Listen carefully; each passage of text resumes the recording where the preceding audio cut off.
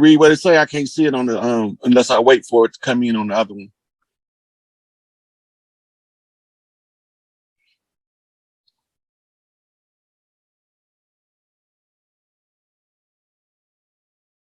Okay, so the term meritorious manumission comes from the Meritorious Manumission Act of 1710 in the United States, which authorized the legal emancipation of slaves or improvement in their status in return for certain good deeds. Such deeds could include saving a so-called white person's life or saving a white person's property. Right? So this is when they start giving the name freedmen out to the ones who had meritorious manumission. Now, it's the same thing as having trustee status on the plantation.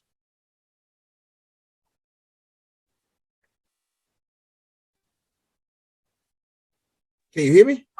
Oh, I can now. Oh, damn, I was reading it, then I thought y'all was hearing me. Then you started. You must have been on mute because I just started reading. All right. Okay, all right. My bad.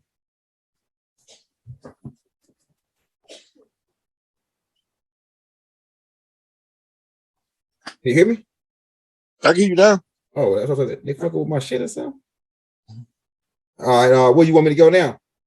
Okay, now that we understand that meritorious manumission is trustee status. Trustee status comes by emancipation, which is right in the document or the doctrine of meritorious manumission. If you look right there, you will see where it say emancipation, legal emancipation of slaves. Mm-hmm. But it don't always mean freedom because it all can mean improvement in their status. You keep hearing everybody talking about status correction, right? Mm-hmm. That's what they're talking about, right? You trying to upgrade to be a slave catcher or trying. Why you always think they got the nigga holding the whip on the plantation? What? You think that's a coincidence? Nope. He moving up the motherfucking food chain. Fiddler on the motherfucking roof. Yeah, okay, fiddler. now let's go back to the folder so we can read these Fiddler. Read this description of what's going on with the Seminole Wars.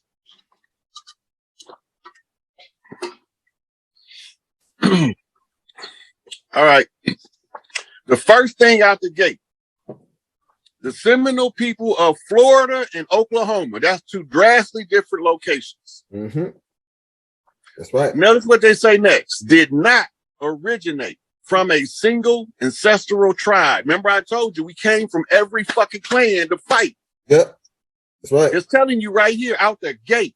The Seminole people of Florida and Oklahoma.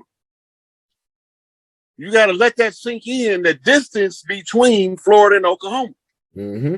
Did not originate from a single ancestral tribe. The nations that would merge, you see that word? That means they came together.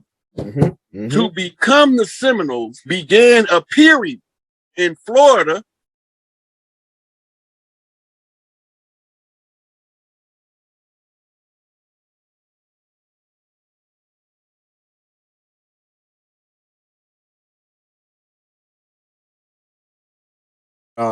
but the tapes don't come out for the rest of the week. I'm gonna show that the features of these people, and some of them got the bug eye features. But like if you look at like a lot of y'all, like you, I think you Shinnecock because the Mike Tyson's types, all of them, they all Shinnecocks in that land up north, like Detroit, and like I said, there's some fall too. That's like Big Meech was Shinnecock in the fall. They like mixed, they like was mixed in, and they come from a royal bloodline. I'm telling you, man. I'm telling you, bro. And I believe, like you said, those people was over here at the same time over there. The same, it was like this land had to be the one land, or we was already just all the way around the world, just like Baba said in the let's set the record straight. But those bug eye features, you see some new niggas with bug eye features. Those bug eye features is one of the features of the Shinnecock tribe. The Jones people with the last name Jones, they from that Massachusetts Shinnecock tribe. Hey, look, I can tell from the comments, it's a lot of us that know who the fuck we is. And they putting this shit on the flow. Yeah, they know if they were following the young girl, they got a goddamn bright idea. They've been listening to the tapes we've been putting out for the last couple months, they got a good idea, a close idea where they can start their research on it. With the connection with the shout out to brother Dane Calloway, with the connections he's making, with the connections you making, all of like the older master teachers like Taj Tariq Bey, we taking out some stuff that he putting in there. Other beings, Lucas. So let's since we bringing up some of the others, you know, and you mentioned Taj, there's something that they're not understanding that Taj has been teaching for, and they still not getting. Go ahead. It's the understanding of civics. If you do not understand civics, you will never understand how to apply your God-given inalienable rights to the overthrow of a legal fiction that's stealing your shit. You have to understand how civics is being used, because as legalese, that's the binding contractual language. They got us all trapped into a caste system that if you can't see your way out of it, you can't break free. Right? The caste system is based on the artificial perception of the people with lighter skin is in a superior social position than the people with the darker skin. This is because the statuses in law, legal white person or free legal white person, is a legal status, and a black person is also a legal status, but they are also chess turns. Yeah, go ahead. You're going in. The attacker takes the pieces, the white pieces, to attack the black pieces. So they're using the legal terminology. If you go study the Moors, their form of conjure is the game of chess. Exactly. In the Moorish culture, if you're not a chess master, you will never beat them at shit. That's their culture. So once I understood the game of chess, I started playing another game called fifth dimensional chess, Kemetic chess, and Chinese chess. You understand that all of the rules to life is in the board games? Right.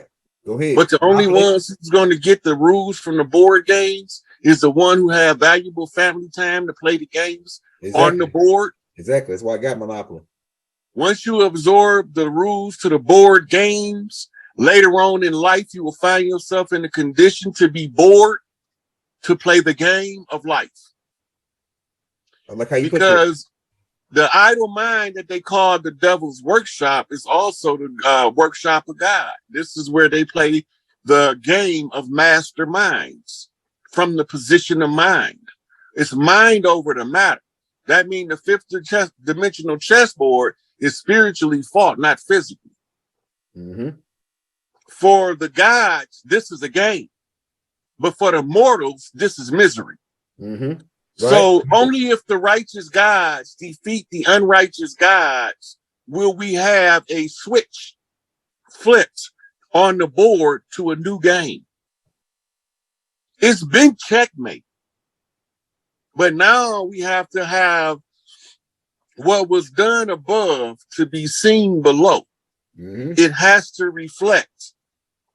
It's rolled out according to a galactic clock, Charles Mosley Bay, clock of destiny. Once it's rolled out on that galactic clock, you have to understand your tribal ways, Hakeem Bey reference.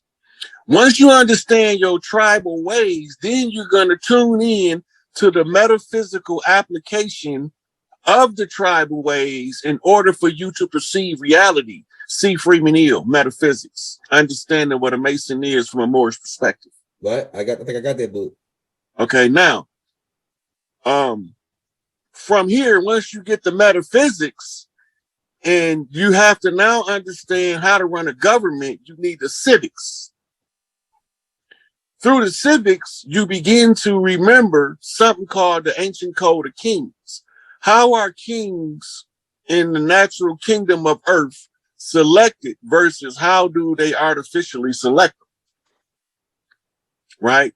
So they put artificial kings that they call presidents and CEOs out in the public, and the real kings remain Amun, the hidden ones. You let the ones who is the newest addition to the human family had an opportunity to rule as long as they don't spill too much blood in the process of learning how to treat other people, because eventually you're going to want to treat people to treat you the way that you treated them. And so you need to learn how to treat them before they get in the position of power to rule over you. Mm-hmm. Now we are in the position where the ones who we mishandled when we ruled over them has been instructed to deliberately mishandle us by Yakub himself, because he don't like the way we being handled. Mm-hmm. Right? Mm-hmm. So now they come along and they get to handle us because Yakub said so. Mm-hmm. Yakub is Jacob. Jacob the supplanter. The supplanter is the one who undermines. The underminer is the child of the one we call Yahweh. Yahweh is Enlil. That's right.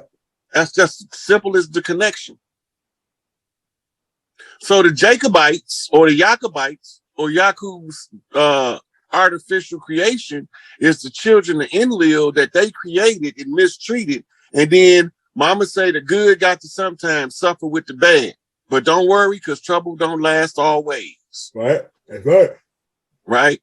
So when I started pointing out the chiefs on the land and my mama go see them for herself, because I sent her the pops. I sent her to go see Malachi. Mm-hmm. Right? We discussed Farrakhan. We know what's going on.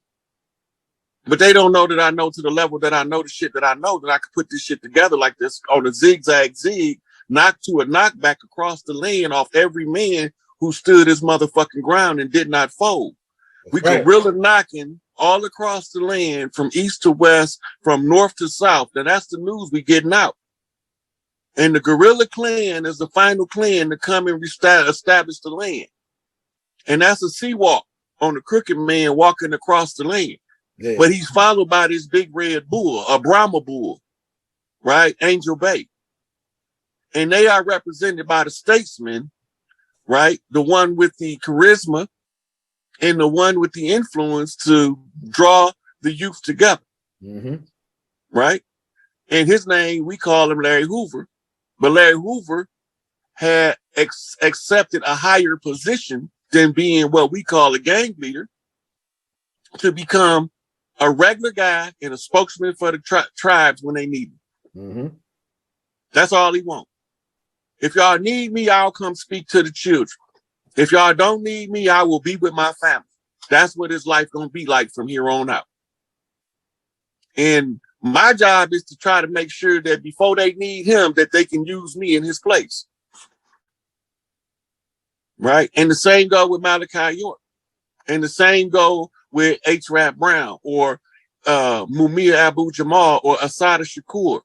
Hands off our motherfucking elders. Right. They elders now. They fought the struggle when it was time to fight. It's our time to bring this shit back home. Feathers and one this bitch. Pack your fez up. Put that motherfucker under your bed because you won't need it no more. Just take fire. So when I tell these motherfuckers that we came from all over the land, I done proved it. From what the shit that they told us. Right. Off what they see. Yeah. They told the story. I just showed you what it said. And then told you what it means according to how we told the story. You see, because we can't stay conquered. That's against the law of nature. How you gonna have the motherfuckers whose job it is to clean this shit up be subjugated? Right. And we know under the divine right of kings that you can't rise to kingship as a bondservant. So you can't be a prisoner. Right? Mm-hmm. But you can be an ex-con with a GED. That's a guerrilla educational degree, if you ask me. Mm-hmm. Mm-hmm. Right? Because you got to be a self-raised master to be the master of masters. And they say that's the story of Hiram Abiff. And so Hiram is raised. Mm-hmm. Crooked man walking across the land. Mm-hmm. Right? All nations, the red and the white and the blue, the black and the gold. Right? Mm-hmm. The silver and the gold. All other clans is on deck. Right? So they flipped us colors out in black, what we call liberation movements throughout the years. Here we see Empress Verdiasi, Tierra Gastonel Bay, who took these motherfuckers and said, why y'all not honoring the treaties? In 1993, the United Nations Center for Human Rights recognized the Washita Dudong Damania Moor Empire. Now you notice how she spelled Moor. She spelled Moor. M-U-R-R. Yeah. M-U-R-R. Yeah, not M-U-U-R-R. Yeah. Empire as the oldest indigenous group of people on Earth. The registered project number is 215/93. These Native American tribes are, now look, see, why did the spelling change? The year, right? 1993. Yeah, but why did the spelling change in Moors? Who changed the spelling? Yeah, right.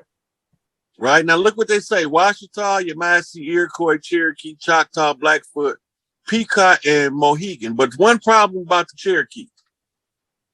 Let's go to Google. All right, I got you.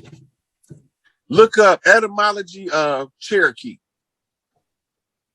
Because it's not going to be Cherokee in our language.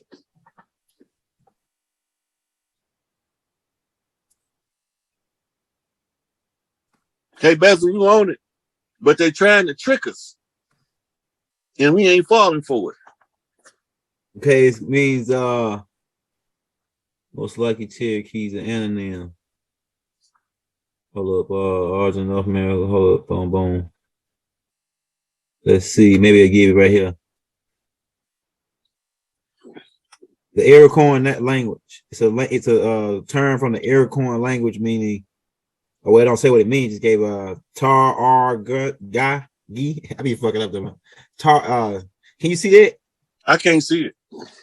Man, that's all I got. Hold on. It says it's an Iroquois language word, which means hold up. Saragi. Live in the cave. Those who live in the cave. Saragi. That's what they call it. Saragi, for those who live in the cave. Ain't that something? Yeah. Now you know the cave was the Pueblo villages on the side of the mountains. Yeah. Those and like those grottos is what it's called. Yeah, you want me to pull a picture up of that so they can see it? You pull up the meaning of the word grotto. Okay, let's do that. It's Grotto. Grotto. All right, grotto. Grotto.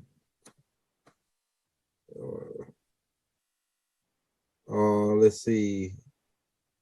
Okay, let me just type in the meaning of the word grotto. See if that pulls it. Caves. It says an artificial structure made to resemble a natural cave. Now pull up the Pueblo village. All right. I know I looked up Pueblo yesterday. It means village, just like you said. They keep saying that we just disappeared. We didn't fucking disappear. They just paper genocided us and said we came on slave ships. What's up with Pueblo? Oh, these are $5 these $5 Indian tribes, the Cherokee, the Pueblo. See, I knew that. They made up names. That's why I'm pointing this shit out, because they telling you the tribe whose name they was covering up. Right here, go pictures. You want to see the read up on them? Go second row, far right. Okay, hold on. Go back. Second row, far right. All right, right here. The pictures right here. We downloaded these pictures. Yeah, that right there. That's it. We had villages like this. You know, when it's hundreds, it's 100 and something. Grand Canyon. It's 100 and something degrees, man. Those caves right there got air conditioning in them. Yep, that's right. They automatically air conditioned. That's why we live there. But when our brethren said there's a war going on in the land of the flowers, pull up a map of Florida and put the year 1400 behind it.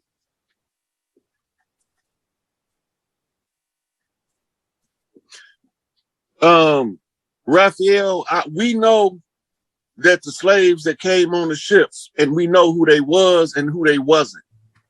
We know that it wasn't until the Berlin Conference did they divide Africa and invade Africa, but they was already invading us at that time. And we already know that they rewrote the history to control the narrative that we ain't shit, ain't been shit, ain't gonna be shit. So I'm here to tell y'all that we took all that shit that we ain't gonna be, wasn't gonna become, and we turned that shit into fertilizer and raised up on their ass, arose from the concrete, motherfucker. Fuck my tattered goddamn motherfucking leaves, bitch. I rose. You like that one right there? It's going all the way to Louisiana. You see, that's where the drain to the Mississippi River is on the far left side of the picture. Right here. Right. Now, all of that's Florida. Mm-hmm. Right. But now part of it is Georgia, Alabama, and Arkansas. Mm-hmm. That was the land of the flowers before the settlers came. We had forest, trees was down there. There's none in the Amazon rainforest to rival them. Yeah, tropical area, yeah. Yeah, we had a lot of trees there. The trees, the women used to decorate the trees with vines that grew flowers. At the top of the trees, right?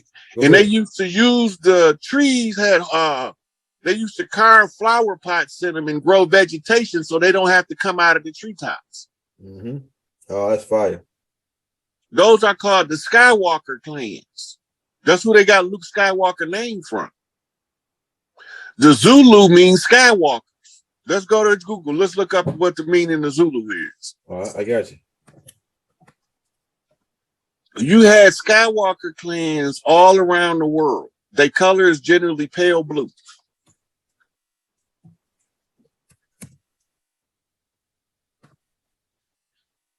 We're going to show y'all some treetop villages before we get out of here because we need to know the topography that I'm talking about. But first is a certain little stuff that you got to know what you're looking at.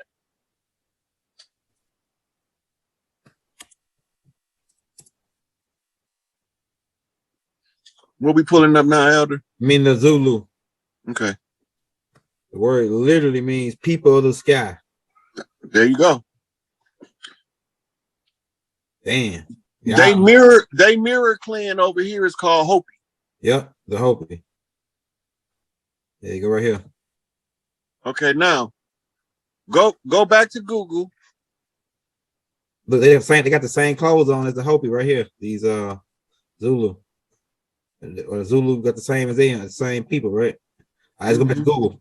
No, they mirror clans. They're not the same people. They mirror. Right. That's right. That's right. Go ahead. Where you want me to go now? Okay, now pull up Treetop Village. They still got some. Hey, no, it's a game banger called the Pyrus and Pyru, Treetop Pyru. Yeah, Treetop Pyrus. That's them. They come from that shit too. Yep.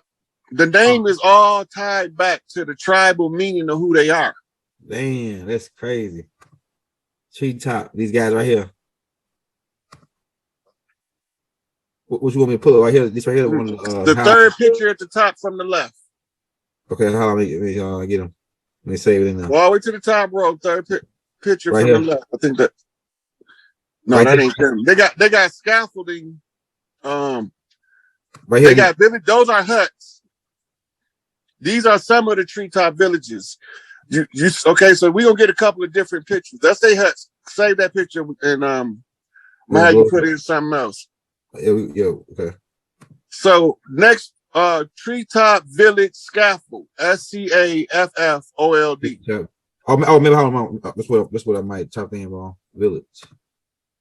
Okay, now let's try it. Okay, I wanted to get an idea. See how they walking through them treetops like that? Yeah. These are Skywalker clans. These ancient Skywalker clans. Yeah. Okay, all right, go ahead, man. Now, a lot of us don't know it, but the California redwood, there was trees that made them look little. That right there. right there. This how we The lived in the yeah, villages and the treetops. a car can drive through one of those trees in California. That's how big they is. You can drive. Yeah, those are little trees compared to what used to be here. We used to these villages. We want them to see these villages in the treetops because this was what was in Florida. This is the stuff that these was all down in Louisiana. This one right here, these was all down in Louisiana. That's up in the bayou. That's what they used to look like. Similar to that. This is a different architectural style. This look more Asian than ours. Yeah, but yeah, to like give the people an understanding of how we was living in Florida before they started them big ass forest fires and shit to burn us out in war. Like this. So the deer stand idea and all that come from this shit. Like, hold on, right here, like this right here, paint. It's a good paint right here. Mm-hmm. Okay, let's go pull the pictures up so we can get a good look at them. Okay, I got you. You know, this is what the land was like in the South. This was extended. You used to be able to walk from Louisiana to the Florida Keys in the treetops like this without never touching the ground. Damn. These was the huts that they had in top. These look like that the people moved out and they since became overgrown. Yeah, yeah, that's right. But this is huts that they used to live in huts like this all through Florida. I never heard of the treetop people, man. This shit is fire. This shit is fire. Southern Georgia, Arkansas, Mississippi, and Louisiana. We had people living in villages like this when the settlers came. This shit is fire, bro. Let's look at some more pictures. Let's go through them. Right? This is how we would connect family structures together. Like the ones on the left and the right, those might be living quarters, but this might be the community eating cafeteria. Right, yeah. Right. Right. Because when they cook food, they had a controlled location to cook so they didn't catch nothing on fire. And they had been doing this shit for thousands of years. Yeah. They never burnt us up. The women never burnt, they never caused forest fires. They probably did in the early days. But we was up in the treetops for thousands of years. That's why Pyru is a Crip motherfucking with the U on his side spelled backwards. They telling you what the fuck these motherfuckers did. This Tukey people. Go to another one. Let's look at another one. The treetop Pyrus, man. They don't even know that I hope some treetop Pyrus watching this shit to say, damn, we probably didn't even know their history. They don't even know that shit about their history. Listen, Tukey is what you call a double-headed king. When he started the Crips, him and Raymond Washington, by default, it made the Bloods form. So they became the mirror opposites of each other, destined to clash until Tukey can straighten it out. He got to make amends with the Red House. You see, this was how we used to, this was normal. This was a normal trip to probably to the little village school or something. But we didn't call them schools, but to the village training grounds. Mama walking the baby, Pop's following them. He finna make a left to go to the hunting park, and she finna make a right, take the children where they finna go and sit with the elders and learn their lessons for the day. Now, what you said made us want to go become Skywalkers, like some of the clans? We just naturally gravitated toward living in nature, with nature, off nature. Yeah, stop walking on the ground, pretty much. Well, no, it wasn't to stop walking on the ground, right? It was just, it was like some people live in skyscrapers, some people live in a ranch house. Okay. This is what it is. So now, all of the people that have the attraction to the skyscraper, they don't get the view that these people get. With they, right. So they became Skywalkers. They come down out of the trees, but they do it on their turns for ritual purposes. As in, they might come down for grounding rituals. I'm gonna go get some drink.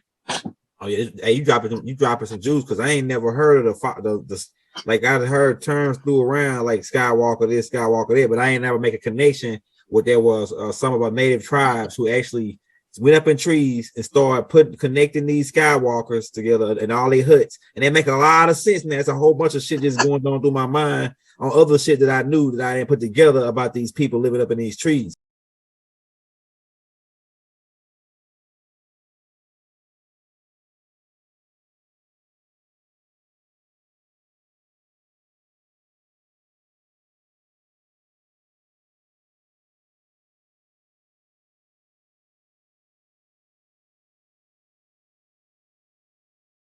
understand that what we have been told or led to believe by mainstream media has been only there to confuse us, mislead us, and turn us on one another. So if we're going to ever get to a point of liberation, of freedom from all of this oppression, one thing we're going to have to do is get past jumping to assault each other openly and in public without cause, and no one's doing that to us. So what happens in the community is people begin to speak on things because it look a certain way. But if you understood the divide and conquer mechanism and how it works, you would know that the whole system is set up to turn us against each other. And when you start to mix the rules of the street with investigative reporting, you can ask the wrong questions that can get somebody severely hurt. And that's what made me bring up James Prince, because there was a situation similar to what young Pharaoh's doing with the nation in Farrakhan. He's not really understanding what he's doing, so I'm going to touch on some of it. But until I talk to certain people, I can't openly disclose a lot of information that I will be able to once I made those ends connect. So where we finna go with this is we're going to start with what happened with the J. Prince scenario. All right. A few months back, James Prince released a tweet when one of his people was robbed in New York. And he told the people in Brooklyn, or he asked them rather, if any of them knew who this was, if this was their people, and to sit down with him or, check on it so that they can get an understanding. And I heard several different YouTube channels ask if James Prince was snitching by putting that tweet out. So everybody in the streets, I'm not talking about music industry types, I'm not talking about businessmen, I'm talking about anyone who is in the streets that deal with day-to-day street life. They will understand that what J. Prince done was necessary. He had to address it publicly because the gentleman that did the robbery put it on social media publicly. If he doesn't say anything publicly about it and give the people who are the OGs in that area the opportunity to clean it up, then James Prince would not be following the rules. So what was James Prince doing? In the tweet, he basically told New York, specifically Brooklyn, where the guys that was from, that committed the act, and posted it on social media. Now, nobody had never heard of James Prince going out public and openly addressing the issues that he was dealing with in the streets. He never talked street business publicly. So why would he come out after never revealing himself publicly and all of a sudden release a tweet addressing openly street matters publicly? The reason for that is this. James Prince know the rules of the street. All right? So he know that as soon as they made that public, he obligated now to address it publicly. And y'all got to pay attention because this is how the reporters can get somebody hurt. Now, the reporter's presumption was that he might be snitching by putting out that tweet, which is nothing further from the truth. You can't snitch on somebody that told on themselves, first of all. Second of all, the video that the guys put up of them taking the Rap-A-Lot chain from this guy, cutting this guy's face up, was a direct humiliation on an OG in any hood. So you can't do that to an OG nowhere. Now, everybody in the streets know that James Prince is known for following what they call the code of respect.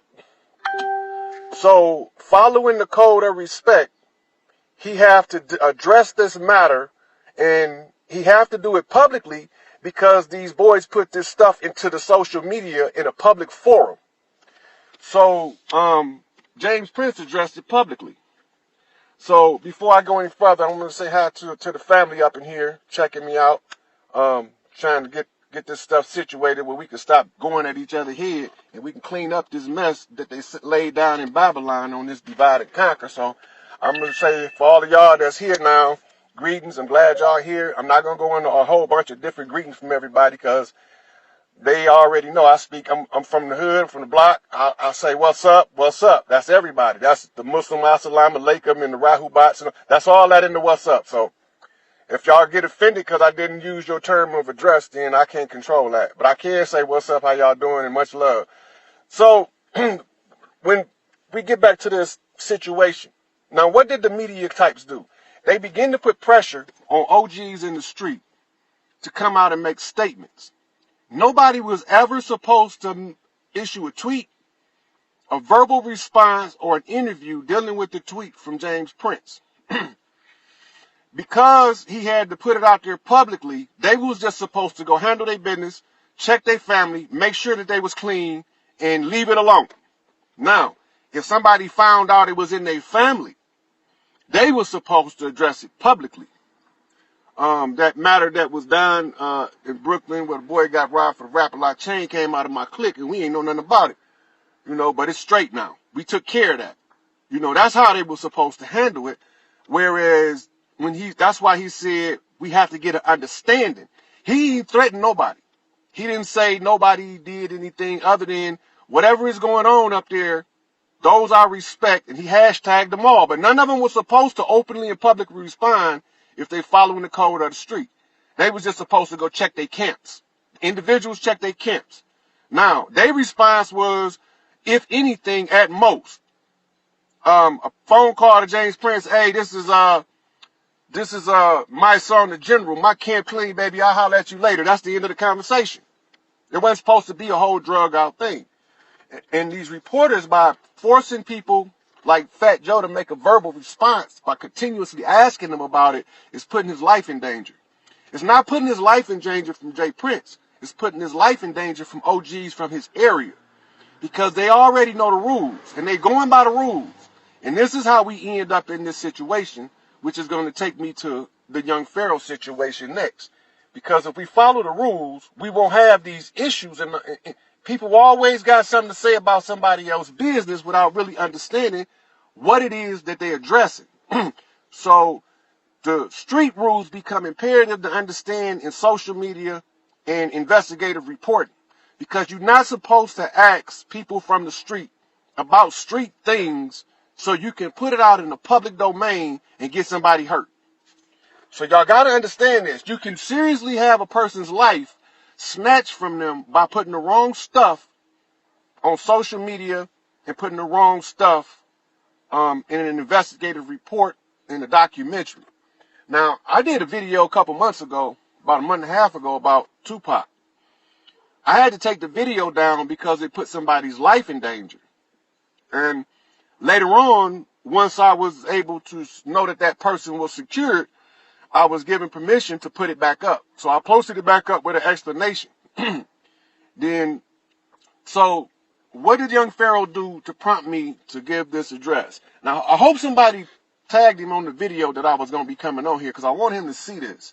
I am very, very proud of young Pharaoh to begin with for his courage and for his determination to deliver what he perceived as the truth against all odds, because he don't even understand the odds he's facing when he's addressing certain issue, or he have the courage to withstand the backlash of those odds. And his delivery style remind me of me when I was his age. It's raw, it's untempered, and it's also lack the depth that his elders around him should be feeding him unless they surface dwellers. Because when you surface dwelling, you can't get to the bottom of anything. And so young Pharaoh did two speeches. The first one, he said that Farrakhan was clout chasing at the Nipsey Hussle send-off ceremony. He don't know what he's talking about because he do not understand that this is bigger than that. Ceremony was more than just what you would call in modern America a funeral. That wasn't just a funeral. And I'm not going to go too much into that right now because I touched on it in the Tupac video. The second thing that young Pharaoh did was a documentary that came out a day or two ago called Malcolm X Revenge. Now, I'm going to tell everybody after I talk to the ministers in the nation the real deal about what happened with Malcolm. But before I can go public with that, I absolutely have to tell Fruit members first. Now, mind you, I'm not in the Nation of Islam as a standing member. I've studied their doctrine, but I'm not a member of the Nation of Islam. I have been called to the ranks of the righteous, so I have to address anything that can cause us a setback in the transition of power from what we were to what we are about to become. And so, why would I address young Pharaoh? It's because I like young Pharaoh. I genuinely like the brother and I like the methods, and I got a lot of research that I would like to share with him in order to make sure that he walked flawlessly along his path, because he got the skills to pay the bills. He know how to deliver the information, but he's not getting depth information. He's getting the surface dwelling, divide and conquer information. He's not getting the unity doctrine. Whoever his elders are, they need to go back to the drawing board, because if they knew how to read the signs and they knew what they're supposed to be doing, then they would be teaching him the unity doctrine. They would know if they was truly raised in past masters as they claim to be. They would know. And they would not be sending Pharaoh out here to attack somebody without knowing some of the secrets of secrets, so to speak. And when I say secrets of secrets, the brothers in the lodge, in the shrine, the Templars, they all know what I'm talking about.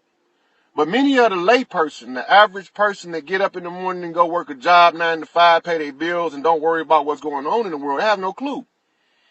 We are living in what you call a bifurcated world. Our world is broke up into two parts, the spiritual world and the physical world. And so what we see with the naked physical eye is not necessarily the spiritual essence behind it or the spiritual catalyst or motivator. In saying that, the Malcolm X situation is not what we think it is. Now, I got to say this about what young Pharaoh, because I listened intently. On the surface, everything that he said is correct on the surface. Everything he said correct on the surface. But he don't understand the motivators. He don't understand the fact that we coming out of a redemption process for those who allowed some atrocities to take place on earth that allowed us to be persecuted as we persecuted others for a prolonged period of time, much longer than 400 years that we've been suffering. And so, because Pharaoh's elders are not getting him the correct information to effectively deal with this situation, deal with this matter, I'm offering. So anybody know young Pharaoh, put him on my page. He inboxed me one time. I'll give him my number and he'll have all of the information I got access to, and I give him all of the references he needs in order for him to stop launching this futile attack against Farrakhan and the Nation of Islam. Because when he see what's coming next, his mouth gonna hit the floor, as will most people, because they think they know, but they don't. Now, so this goes to Pharaoh, Polite, Crumb, all of them Setis, Suit and Seti, Sarah Seti, the Flat Earthers, the Hollow Earthers. We cannot continue to bicker and fight each other and claim we are trying to get from under an oppression. As long as we bickering and fighting each other and we talking about we trying to get from under this oppression, this is the changing of the guard. And there's only two things required. And that's to respect the women and to stop fighting each other. That's it. Respect the women, follow the unity doctrine. If you don't know how to source the information, it's real easy, but I will show you if you haven't done it yet. And that's anybody who want to get out from under this misery. As Malcolm said, I'm willing to work with anybody that's sick of this miserable condition on earth. So, the unity doctrine ties into the secret societies. It ties into the secret societies in the black community. It ties into the Prince Hall Masons. It ties into the Shriners. It ties into all of the Templars. All of this goes back to the unity doctrine, being that if you want to, okay, the prophecies say it. Now, if it's a prophecy, there's a series of signs in place to read a prophecy. So if the prophecy is put in place, that means that prophecy is revealing what they call a divine plan. In other words, what's a prophecy to the human is God's plan. God planned it. That means that he got an end date. He got a beginning date. And he got all of the filler in the middle. So if you don't know the signs, you cannot read the message that God gave us. And if you can't read the message, then you should be quiet until you are either instructed in the proper discernment of the prophecy and the signs and how they apply. So for years, I wouldn't talk publicly about any of this. I felt like as long as these brothers want to continue to debate and bicker with each other, there is no reason for me to participate in the insanity of divide and conquer. That's the main obstacle to our progress. There's two obstacles to the progress of liberation of earth. I ain't talking about just the black people, and I ain't talking about just the Hispanic people, and I ain't talking about just the Asian people, and I ain't talking about just people that say they Israel. I'm talking about the entire